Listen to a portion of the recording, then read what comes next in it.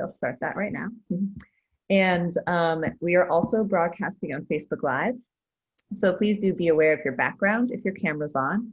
If you have any problems with your internet, I would just recommend turning your own camera off. That can really help. And you are currently muted and unable to unmute yourself. If you have questions, please type them into the chat box.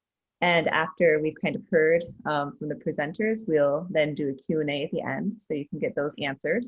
And anyone watching on Facebook, just please type your questions into the comment section, and I'll keep an eye on that as well. And after this, we will follow up with contact info and info about the project and a link to this recording. So I think that's about it on my end. I'll just quickly say that we are joined today by Jennifer Byrne, an Environmental Justice Clinic Fellow at the Vermont Law School and a member of the Rejoice Project, and also Haley Jones, Community Organizer at Community Action Works and a member of the Rejoice Community Corps. So I will let them take it away, and I will also post their full bios in the chat so you can see kind of what else they're up to. But for now, I will let you two take it away. Oh, we also have Bindu here. She's joined us. As well. Oh, I'm so glad. Okay. I'm so glad. Hey, everyone. Dr. Bindu Panikar, Assistant Professor of Environmental Studies at the Rubenstein School of UVM. So I will post that bio as well. I'm so happy to have you three here. Thank you so much, Jennifer. All right, I'm going to share some slides we've prepared. So as Jennifer said, I'm Jennifer Byrne. I'm a fellow in the Environmental Justice Clinic at Vermont Law School and a partner on the Rejoice Project. Rejoice, as you can see, is an acronym which stands for Rural Environmental Justice Opportunities Informed by Community Expertise. We are a coalition of members from the Center for Whole Communities, Community Action Works, the University of Vermont, Rubenstein School of Environment and Natural Resources, and Vermont Law School's Environmental Justice Clinic. And we came together about 3 years ago to develop environmental justice policy for the state of Vermont. The Department of Environmental Conservation was starting to have conversations around what does environmental justice look like here, how do we write policy that makes sense for this state, and how do we really define what EJ is?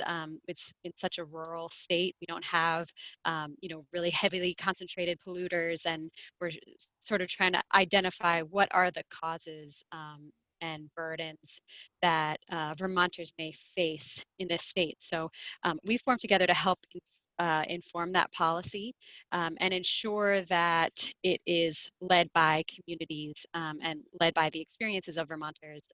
We're not making assumptions about Vermonters' experience. So community-based research is a core part of what we're doing here in order to develop really well-informed policy. So I'm going to turn these next 2 slides over to Bindu, if that's all right. These are our guiding questions that we've put together. Here, I'm going to present actually. Sure. Thanks, Jennifer. So before I go into some of the things that we did, I want to kind of give you the context in terms of how this came about. In 2017, the Department of Environmental Conservation got in touch with the Vermont Law School and also the Toxics Action Center. Then now it's called Community Action Works, and Haley can talk a little bit more about that. And got in touch because they wanted to, build an environmental justice component within the projects that DC was working on, and because they didn't have such a focus, and it was required as part of the environmental performance agreement. And so that's and then TAC got me involved, and so that's how the project kind of came about. So when we got together, one of the main question that we had was, what are the environmental justice issues in Vermont? And we really did not have a good idea on, what are the environmental justice issues in Vermont. So, we started with some basic questions, as you see on the slide here. What are some of the key issues and challenges with access and inclusion and participation, especially in the environmental, policy making or land use policy making in the state. So, next slide, Jennifer. Oh, okay.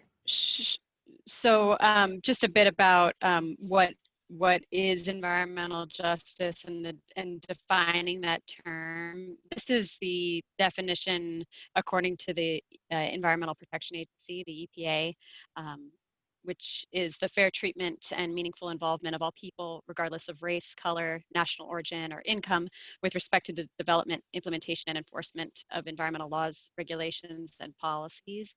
And there's, some people have a much simpler way of putting it, which is the equal distribution of environmental benefits and burdens. And so if we break it down like that, I also welcome my teammates if you have, a way of describing it yourselves that you want to throw in here. Creating a definition is really a part of this project. There are, many ways to define environmental justice. And that is actually a problem that we've been kind of facing everywhere we go, because the definition of environmental justice is a strong social justice component to it. So a lot of people are, have a harder time kind of teasing out what is social justice and environmental justice to some extent, and also at times connecting to the, the EPA definition that has been provided. So part of the journey for us has been to kind of co-create some of the definitions and ask people, what is environmental justice to them and how do they understand environmental justice. So that is also part of the work that we have been doing in creating the concept of environmental justice from the ground up in Vermont. Thank you. So the scope of our project starts with this community-led research and hosting community conversations all around the state. We started these, and Haley will speak a little bit about the way that these are designed later in the presentation, but we started these pre-pandemic in person, and we've had to pivot to online, just like you all at Sustainable Woodstock. But having these conversations and really allowing communities to self-identify the issues and also the solutions is the core of our work. We've also, UVM performed a survey, which we'll touch on later as well, of communities, spatial and data analysis, and we're leading to hosting state interagency forums and trainings on EJ, environmental justice, developing environmental justice policy recommendations, and the eventual creation of a statewide EJ network, which will allow us to bring what our recommendations are and return to the communities with those recommendations to run it by them, say, this is what we think we heard, and if they have any additions, subtractions, comments on that. That's, a key part is the fair treatment and meaningful involvement of all people. And so we have a number of funders. A few of them are listed here: the Department of Health, the Vermont Community Foundation, the High Meadows Fund, and the Block Foundation, and our state partners are the Department of Environmental Conservation and the Department of Health.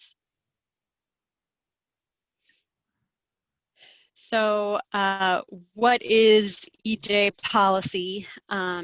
there's really three parts. There's the substantive piece, the substance of it, which is equal access to clean air, clean water, recreation, healthy living spaces, healthcare, and fresh food. And then the procedural part of policy and legislation, which is enhancing public participation, enhancing access to information, including the strong language access policies. And then the distributive portion of policy, which is ensuring that no discrimination based on race, national origin, or income is occurring, and ensuring that there's equal distribution of environmental benefits and burdens. And so currently in Vermont, where there's no federal money involved, Vermont has no additional protections for communities that could be facing disproportionately high environmental burdens. And so together we're building community-informed environmental justice policy to enhance protections for overburdened communities by hosting community conversations around the state. Vermonters to identify the largest gaps in environmental and health services and protections. And the Rejoice Project will draft statewide recommendations incorporating these issues and solutions that are identified by Vermont communities. So Bindu, if you would talk a bit about your survey, and the next slides are the spatial analysis. Sure, thanks Jennifer. So from the UVM side, we've been acting as the research core for the project and working with both VLS and the community partners in designing a good, robust research project surrounding environmental justice in Vermont. So what we did was we started with a spatial analysis because we wanted to see what kind of work has been done in Vermont. So as part of that, what we did was, one, we tried to access the state databases. So the two main databases that we tried to access is the Preface database, which is collected by Department of Health, and the other is the VCures database. The VCures is kind of a information that's kind of got from medical claims, but it doesn't have any racial data. And the other database does have, race and income, all of that information, but at the same time, it's all based on telephone interviews. So we know that it doesn't likely reach out and, access the kind of population that we were really interested in engaging, especially people of color, the really low income population, the public health housing, mobile home parks. So these were some of the communities that we were really interested in kind of going further into. So we started by doing survey. We collected about 570 surveys over the last summer. We traveled across Vermont. We were lucky enough to get a little bit of funding from Lintelak Foundation to actually conduct the survey. And also while doing the survey, we also did interviews where we talked to especially people who are working either on public health issues or energy or food, environmental organizations in each of the towns that we went to. So in terms of some of the, basic, so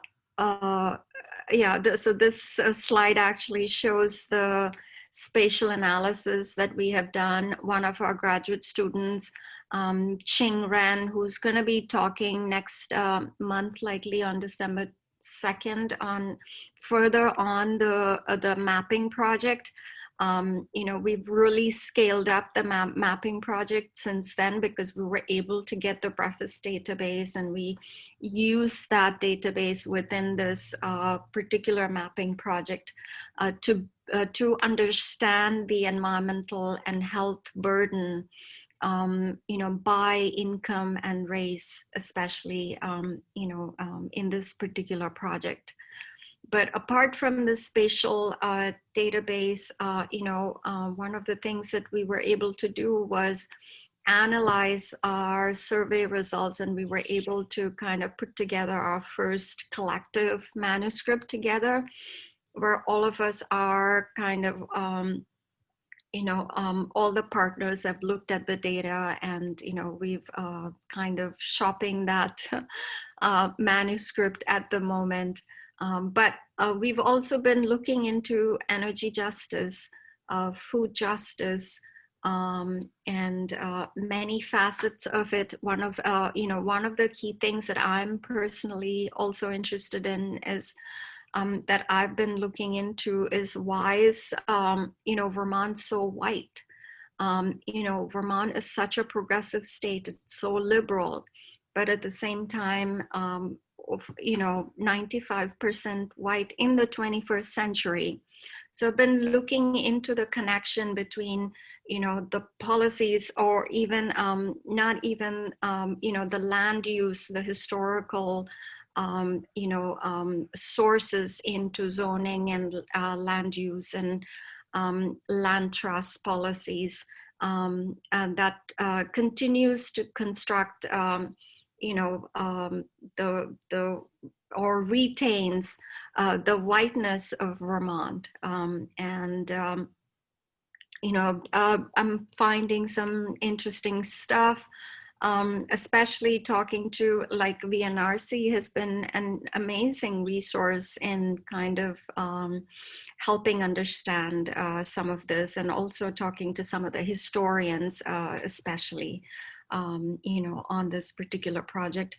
We're also interested in finding out, Jennifer pointed out early on about, the definition of environmental health.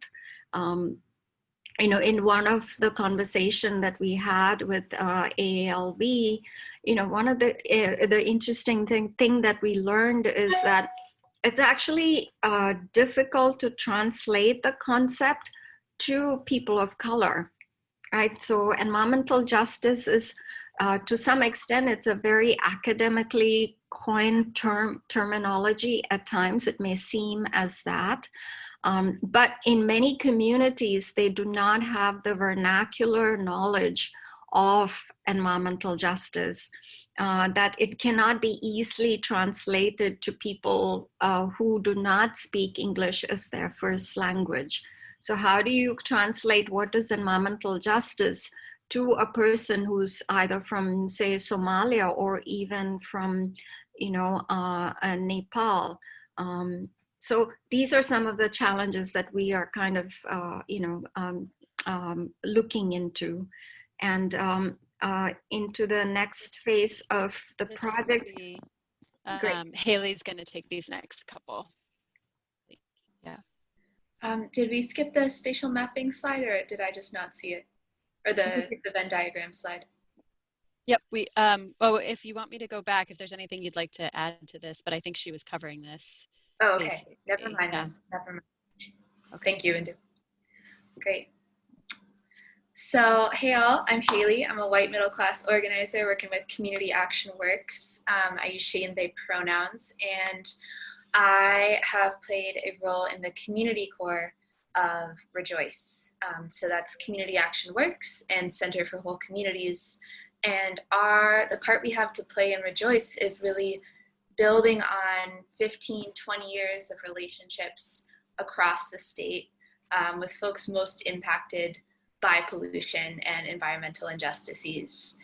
So when we were thinking about how to essentially increase dialogue between the state and most impacted folks, we were really focused on trust, on not just coming in out of nowhere, of really having relationships with folks and coming back, circling back with people, and keeping in touch.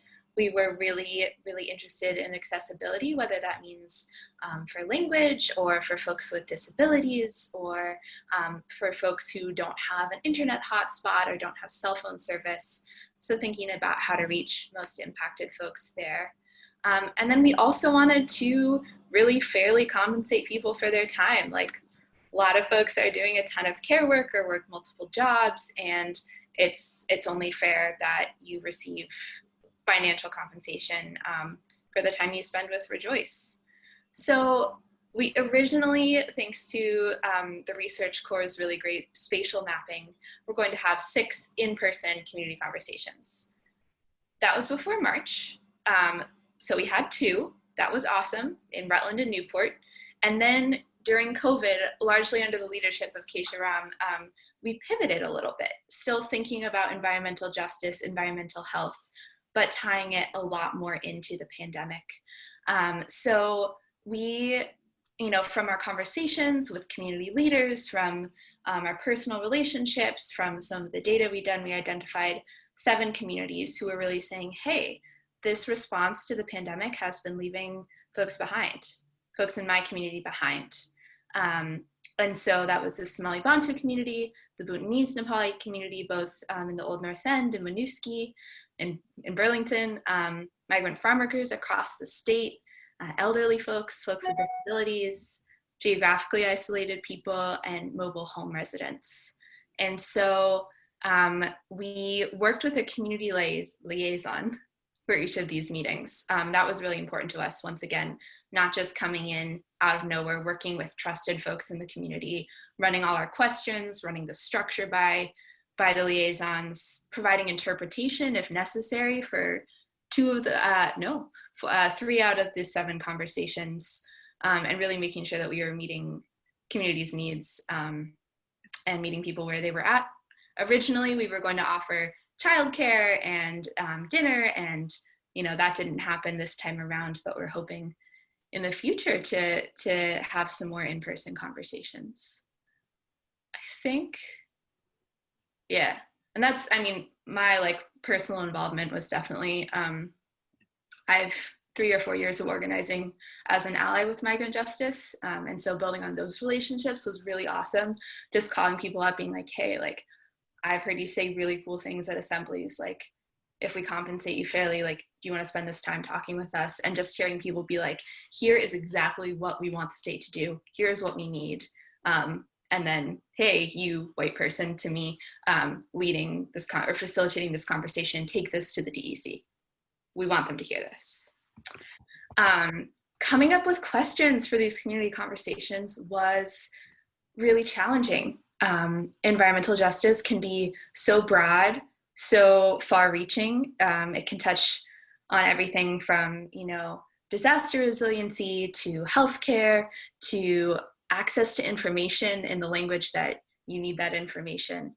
And so we started drafting some of these questions, but we really ran them by our community liaisons and said, are folks going to respond to this? Is this the kind of questions that people are going to be really open to?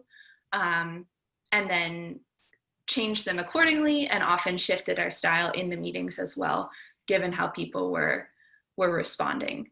And I think each meeting, at least the meetings I was in, each conversation was different. Some folks were really, really excited to talk about transportation. Other people were like, the biggest issue here is how I'm getting my information.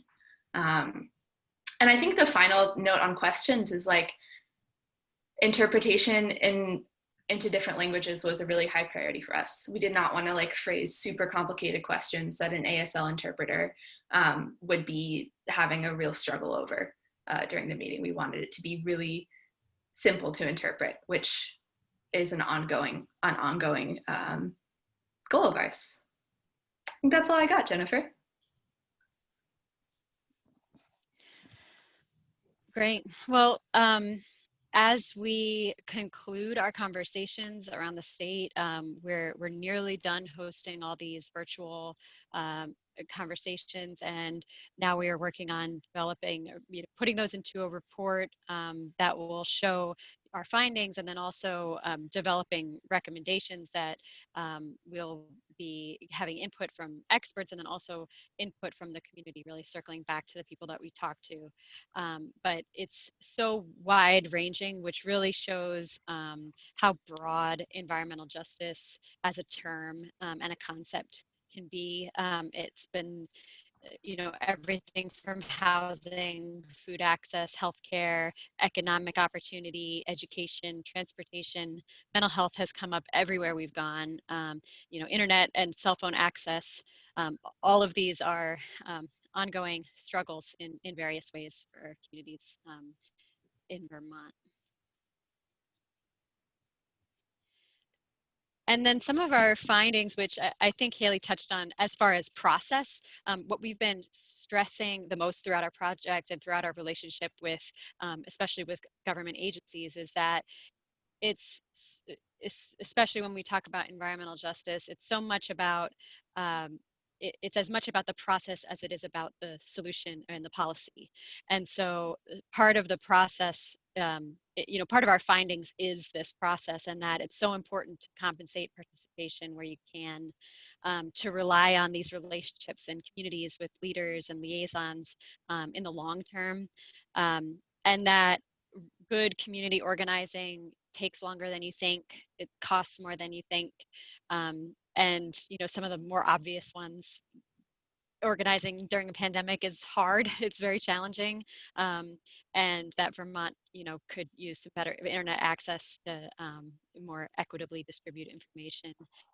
And that there's value just in listening to people and hearing them and affirming and validating that, sometimes their experiences are unfair and it's not right, and that like someone else will listen, and maybe we can find a path forward together. So that's all a part of developing trust, and we hope to really keep that connection with people around the state through the development of our EJ network.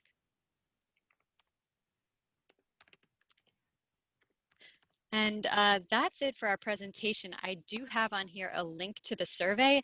Bindu, if you want to speak to it at all, if you want to encourage people to take the survey or not, I wasn't sure at this point, but this is a link to our website, environmentaljusticeVT.org.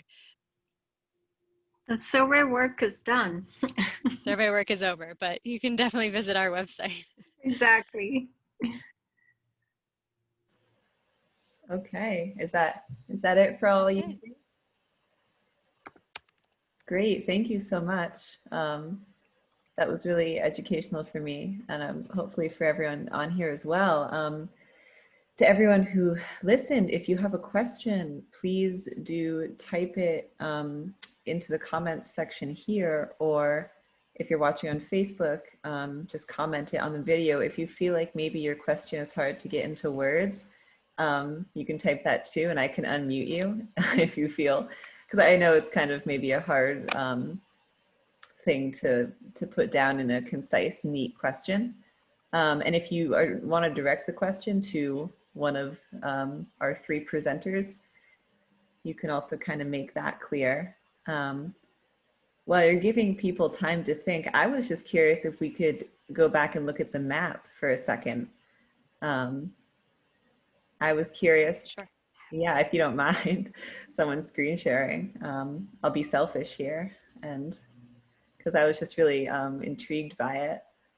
As to what I guess it's the 5 colors that are labeled disparity index. I was just curious what that meant and what those 5 colors meant.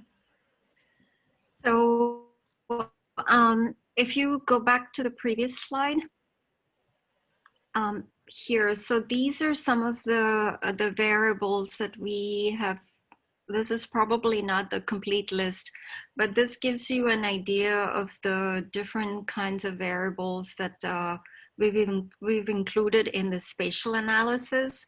So the gradations in color that you see are based on the the score that we kind of have identified based on the overlap between demographics and the health and the environmental metrics. So the energy burden is based on, the severity of environmental burden. Say if you're living close to a brownfield site or, Superfund site, or, if it's a food desert, food plain, so the the severity or the number value would go up based on how you measure up in each of the little census tract that we are kind of like looking at the disparity within each of the census tract. So the map that Ching is now working on is much more sophisticated than the previous slide that I showed. It has much more data, like I said, from multiple different databases, including levels of PFAS, kind of identified from one of the work that Department of Environmental Conservation has done. So yeah, so that's a kind of a brief, perhaps not a good explanation of what you were looking for, but yeah. Oh no, that was really helpful. Thank you. Whenever I don't remember her name, but the one who's working on the map does that presentation. Yes. Send that to me and I can send the data out to everyone here. And we do have some questions. Well, it might be a close. Oh, yeah, that maybe we can find a way to have another presentation, but that's with our meeting with the DC. Oh, okay. Well, yeah, I'm sure it'll be available. So I'd love to. I like maps, so I was curious. We have some questions here, so I'll start throwing those out. The first one's from Anna Mejia. I'd love to hear about your compensation method. Do you have any tips for organizations wanting to do this? Yeah, well, I'll say a little bit. Haley, do you want to start? Actually? Yeah. This was a conversation that Keisha initiated, and how do I describe the process? I feel like the gist of it is that we got grant funding, and we directed a chunk of that grant funding to paying folks $50 for their participation in community conversations. That's about 90 minutes of people's time. And I think my biggest takeaway from working on about 4 or 5 different conversations is that you gotta be ready to compensate people in the way that they need to be compensated. So for the conversations with migrant farm worker leaders, a lot of leaders don't have bank accounts or prefer not to use bank accounts. So we're like, cash, do you want cash? Do you want check? Do you want a gift card? Shall we send money electronically? Like how, and we asked people during the meetings, like how they most, how it would be best for them to receive the money. So really being conscious of that. I definitely spent a lot of time like driving around Vermont with envelopes of money. That's been a really big chunk of my participation in Rejoice, and a real delight to get to see people and thank them in person. Mm-hmm. Yeah, and part of the thankfully our funders were flexible in that way and willing to experiment with this. It's not really a standard model for grants all the time, especially with we had our participants, which we paid. The in-person meetings we paid $20, and we provided dinner and childcare, and then for these virtual meetings we paid $50. But we also paid the liaisons an hourly rate for their time helping to develop. We met with them before the meeting to run the questions by them. If we had to work with interpreters, those took considerably more time and more meetings. And they actually personally invited the people to the meetings too. So it wasn't coming from strange, university type of group, but actually coming from community members. And being able to compensate those liaisons was probably even more important, I think. And the kind of thing that hopefully in our recommendations, that's one of like the top tier things to capture, is that, you know, if compensating community members for their organizing, their distribution of information is potentially, you know, something the government can do, if that's like a method of communication. Yeah, so we're grateful that we had that flexibility in our funding, but we think that it's a model that funders can use and should consider using. So happy to talk more about that if you want to contact us. So also the other thing is that a lot of the people who've been working on it, on the project, you know, have, you know, basically they're not being really compensated for, you know, their time in terms of doing the work that they do. But at the same time, we've prioritized, you know, making sure at least that the community organizations that we're reaching out to and the participants are, you know, rightfully compensated. So, you know, that's this is probably an issue that, you know, you will come across in most of the NGO work. I mean, we all do so much, but a lot of the stuff that we do are often not really compensated, right? Yeah, and which is, we just really make it a focus to be live by the EJ tenets and do our work, you know, using the EJ principles. I'm in the chat if you haven't seen the EJ principles, but and just to not be exploitative. And so that's where the, you know, the end of Rejoice in the acronym, you know, informed by community expertise. You know, they're experts, and so we should be paying them if we're calling them experts. Okay, thank you. The next question has a little bit of what you just said in it. So how much do you compensate people? I think you said the $50 for the right generally, and how do you address issues of some people having restrictions on income that relates to them qualifying for benefits? Do you ever give in-kind payment instead? I'm not sure, do either see, I'm not sure what the qualifying for benefits part means. Maybe Like if it puts them over some kind of limit. here, I mean, it's a one-time payment of $50. We have never been confronted with that type of question. yeah, I just invited you to unmute yourself, Bethany, if you'd like to elaborate on your question. Thank you. Yeah, there's a few of us from Vital Communities, and we've been talking about this. And yeah, it's the issue. I think if we are doing something where it's it goes on for maybe a little bit longer than a one-time thing, we've already had people bring that up as an issue. I mean, I know there's a lot of restrictions, like if you're on disability, I mean, it's like unreal how little you're allowed to have. So like, how do you address that? And we're wondering if there's ways to deal with it where it's an in-kind thing, where it's like under the radar for people. So this is in the context of if we're having something a little longer term than one single meeting where someone will be compensated once, but maybe if it was over a course of a few weeks or months or a year.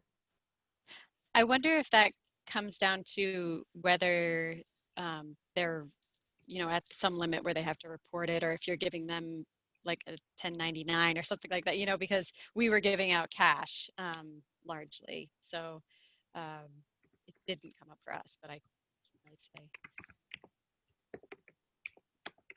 Envelopes of cash, sounds like. Okay.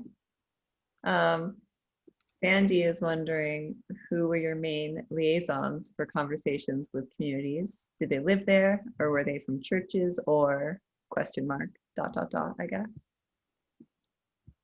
Yeah, thanks, Sandy. I can talk at least about the conversations in which I was involved.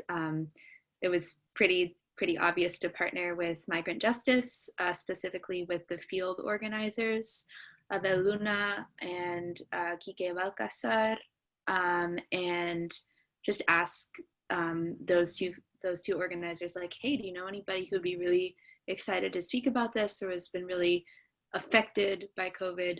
And then I know the migrant farm worker conversations were a bit of a funky twist on it because the facilitators were also Spanish speaking, so we did not need interpreters. And we facilitators also partially play the part of community liaisons because both of us have been like involved in the community for many years.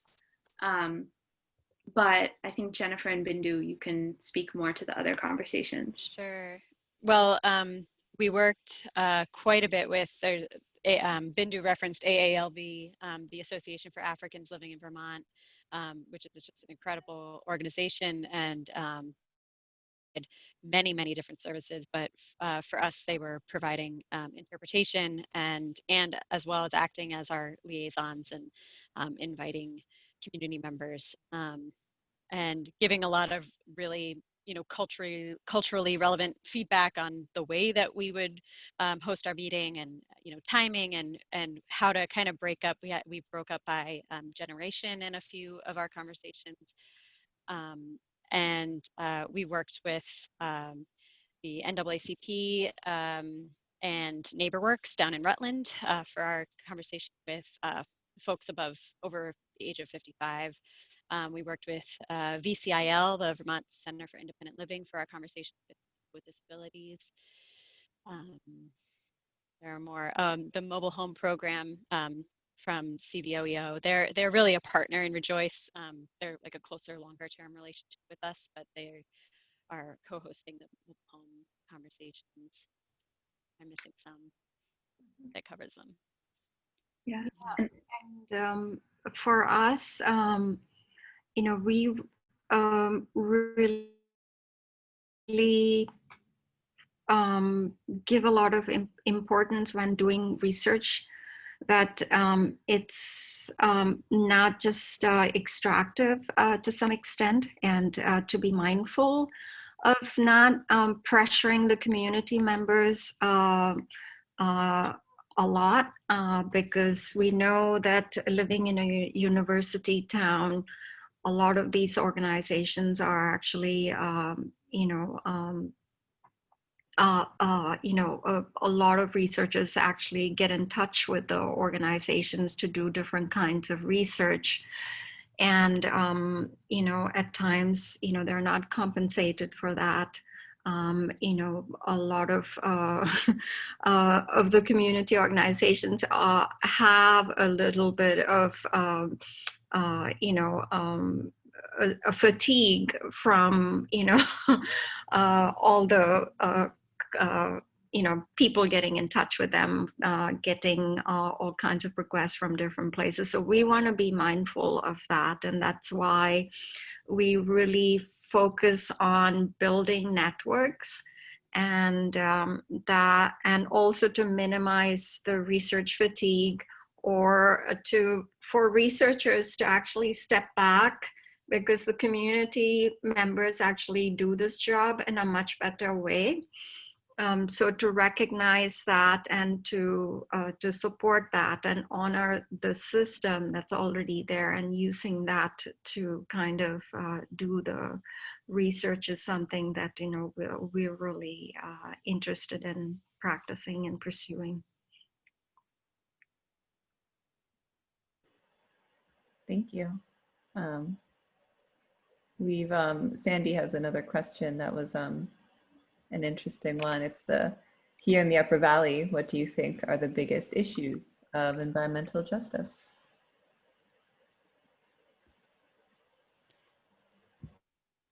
Well, yeah, Bindu, do you want to start? Or Sure. My impression.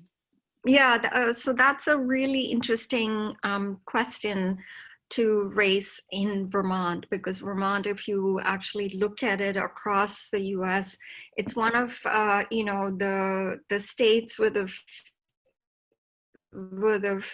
fewer environmental health or environmental issues and burdens. It doesn't have the kind of big industries and big mining operations that are probably impacting the environment. But that said, it doesn't mean that we do not have environmental issues or environmental health issues. So one thing from the surveys that we have done, I mean, we know that there is the PFAS case in Bennington. There are many, a lead issue here in Burlington. There's a quarry that's happening. But that it doesn't mean that it's actually impacting people of color more than others. That's a different question. But what we wanted to do was we wanted to look at it from a different perspective and look at, is there a distinction between how environmental services or health services are distributed. So in the survey-based study, we were looking into distributional equities, and so we were looking into access to environmental and health services. And from doing that particular study, we clearly can see that there is a huge disparity in terms of access. So access to utilities, be it food, be it energy, be it health, housing related issues. Only about 20% of the people of color that we talked to owned homes.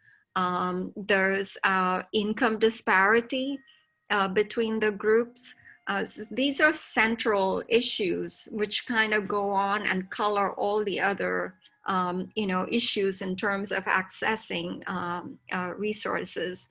And one of the things that we also identified was inability to pay for even electricity to some extent. So there is actually a lot to kind of like pick apart in some of the basic, preliminary data that we have actually gathered. Yeah, we'd also, income is a huge factor,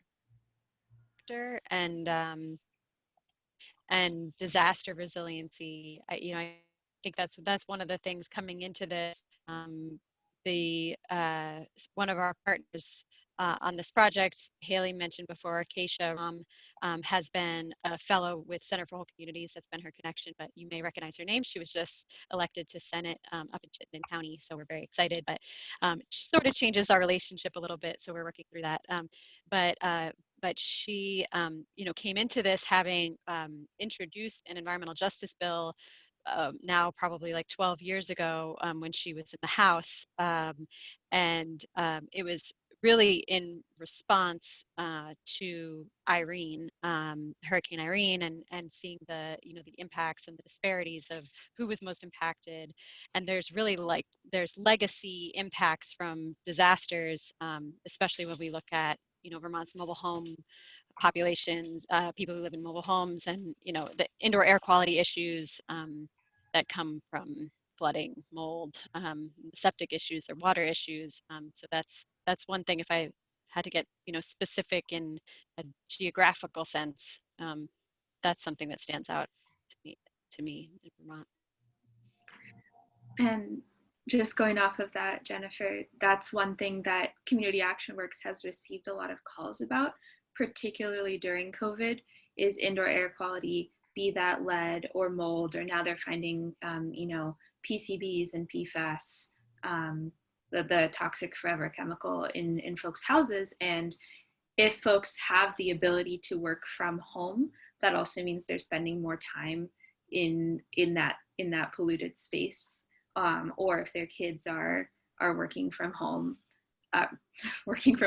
going to school from home, going to remote school like that, that's another huge challenge. And at least in our experience, mold is really, really hard to work with. It's really hard to organize around because people are sick. They are sick from where they live, and there's no energy, there's no time to run a campaign around that.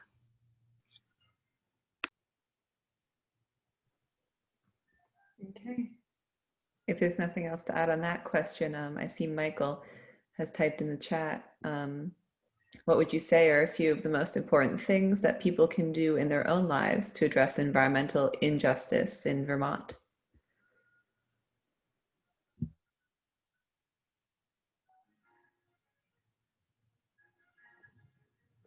That's an important question, and that probably needs, we need to give much more thought to it.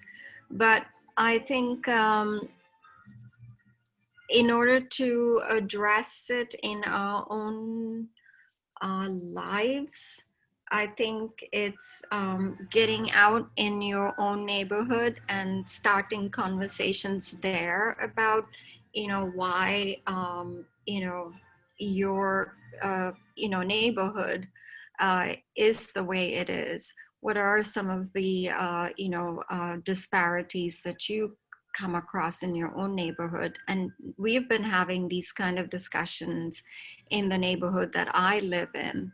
I really think we need to really deconstruct, and address issues such as this at the neighborhood level. So I think that is one way of probably addressing from my perspective, but others might have other answers too.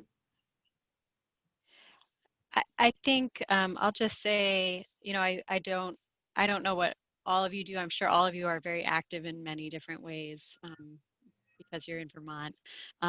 But just because I'm, from the policy side of things, language access and public participation are two of the main, ways that we address environmental justice from a policy level, and civil rights really from that level. And so, in your programs, how are you reaching out to, invite people into the process that you maybe are missing, and how are you even identifying who you're missing, and that's part of what we're trying to do, is how are we to connect to people who they're not in conversation right now with their government. And so, yeah, that's going to take a lot of creativity here, because internet access is an issue. We don't have billboards.